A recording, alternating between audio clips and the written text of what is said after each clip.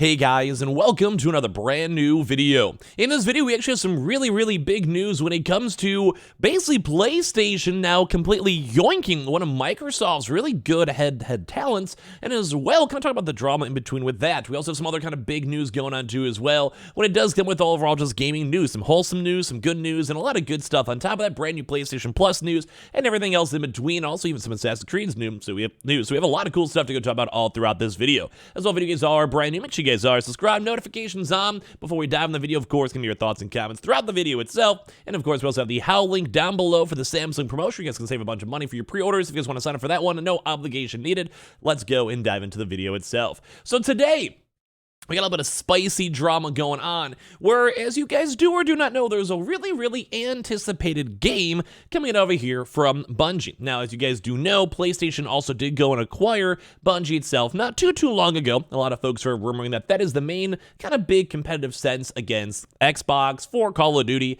It's not the best one-to-one competitor, because Activision has so many different types of games, but at the same time, at least it does have some sort of FPS game, FPS genre, ex-Bungie, aka ex-Halo, kind of all that type of good stuff. But one of the bigger things over here is that there's a double whammy. Andrew Witz has actually been kind of a somewhat well-known folks over here, where they have been involved in a lot of big FPS games, including Rainbow Six. If you guys remember, Rainbow Six gameplay designer joins Bungie as the gameplay designer director on Marathon. As well as you guys probably may or not know, Halo's also multiplayer lead. Although there was a little bit of skepticism, I'm going to talk about that in a second, because obviously Halo Infinite didn't necessarily do the best and didn't necessarily really hit the mark so well. But at the same exact time, there's a lot of other various reasons why that could have been. Now, I don't want to go and kind of assume too much, but typically if you kind of know a gig is not going to be the most long-term, aka if you're working on Halo, and as you guys know, not to narc on Xbox too much, a lot of the Xbox side just didn't really do too well. There was even layoffs as of per recently confirmed, even on the Halo Infinite team. So it's one of those things where you're like, yeah, this game probably flopped, which in all intrinsic, I mean, not to hate on Xbox at all, in my opinion, did kind of go and flop. At that point, you kind of want to move on to greener pastures. And apparently, greener pastures are for Marathon. Now, Marathon itself, at least in my opinion, does seem like one of the cooler games out there. We haven't seen too much, although it does have that same somewhat like Bungie aesthetic style, kind of how they've been pushing with the Destiny, where it's that very clean, very like, I don't know, that's what just futuristic type style type game. And well, obviously some folks have a little bit of skepticism. I see there's potential over here. Sometimes, like I said, it could be just the developer side, maybe even Microsoft or Xbox itself on the executive side maybe had issues and didn't necessarily maybe have like a good long-term direction on the games themselves too. I don't know, there's always like what ifs in what could possibly happen. There's always issues somewhere, is what I'm trying to go and say. But funny enough, like this is kind of a big deal. Like a lot of folks are watching this one up because it basically is an Xbox jumping ship over to PlayStation on the Marathon game. Marathon also did go hit tens of millions of views on their trailer, so I will want to say this is one of the more anticipated games. And as of right this second, even though I keep on pushing for games like a Killzone or something like The Swords for PlayStation, especially with the big drama between Xbox and the acquisition and all that, I think Marathon might be one of the bigger games if the FPS style game is good. But besides the fact that this is some good kind of, I guess, like industry news, there is a lot of skepticism when it comes to it. Number one is you guys can probably say like, hey, from what I know, Halo Infinite's multiplayer sucked. I just hope it doesn't ruin Marathon. I thought the multiplayer wasn't bad. It was just very more on the same old. Played it very safe. They should have had a lot more game modes. They didn't launch on game modes, maybe more maps, more just ranking, like less focus on microtransactions. And in theory, though, Halo Infinite's multiplayer wasn't really that bad. It just wasn't anything really that new or refreshing, but it wasn't bad. Like I don't want to harp on Xbox at all. You guys can give me your thoughts and comments on it. I just didn't necessarily think it had staying power. It needed a lot more on launch. It was almost like a weird stagger launch. It was weird. If you guys remember Halo Infinite era, it was just a very strange time. But like I said, a lot of folks are like kind of maybe okay with it. Some folks are saying like the combat was kind of fun. So in theory, like kind of how I just said, the lack of support in game modes at launch just destroyed the game. And I would kind of agree. And I still thought the game flow was kind of good. I thought the multiplayer for Halo itself has always been fun. I've always enjoyed the vibe of it. So it kind of actually gives me a little bit of hope over here. But also, some of the folks, too, as well, also saying this is great. So besides on the Xbox side, which may have just been like an unfortunate flop, like not every game can be a winner, and I myself can't wait for another Halo if they ever do make another one, but they even said as someone who's played Siege for years, this is a great win for Bungie. The gameplay in Siege is amazing. Add to Bungie's already amazing gameplay, and you're on to a winner.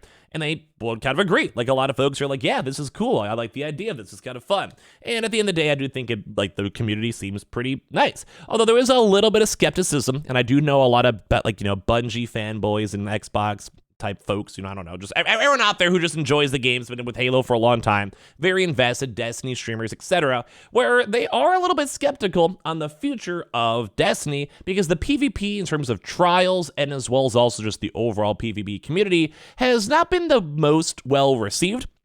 A lot of really famous trial streamers on the Destiny game just don't even want to play it. They want to switch to variety, they want to stream different games, etc. And it's kind of funny because they do want to have a hyper focus on PvP. It seems like in Marathon, less PvE, more PvP. Well, I think most of the time, Destiny's bigger focus has usually been on PvE, with PvP as a nice secondary. So some folks are a little bit on the skeptical side on that one, mainly because they're like, hey, why can't you fix the game I already spent hundreds of dollars on and a lot of hours into as well? So interesting. I think a lot of folks are just excited for this one, kind of good drama nonetheless, and I'm also very excited for Marathon at the end of the day. Now, we also have some pretty interesting other outside gaming news too as well.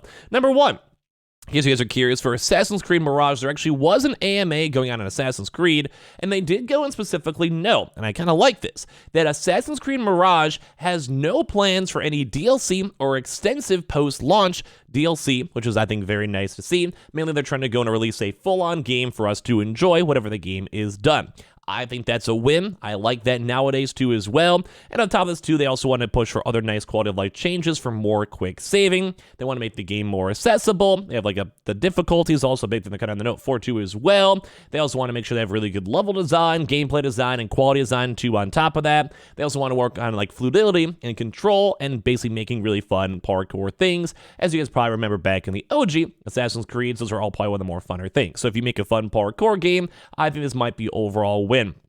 Especially in the same fact that they're trying to tone down on microtransactions, tone down on DLCs, and just more so make sure whatever game we receive is a good game. That is what I want to see, and I'm more excited for a good game than pretty much anything else, I think, in the planet. Now, some other kind of fun things, too, as well. We also have a really nice, just wholesome moment where a lot of game devs have been trying to come together to go and release and get a bunch of really cool game keys over here for, just people who are just not doing so hot. So a lot of the God of War, Subnautica, and dozens more devs actually join up together to share free games with anyone who might be more on the terminally ill patients to make sure that they're just going to get a bunch of just game codes, game experiences, game discs, or whatever it might be, to basically make sure the people that are just not having a good time have a chance to hopefully have a slightly better time.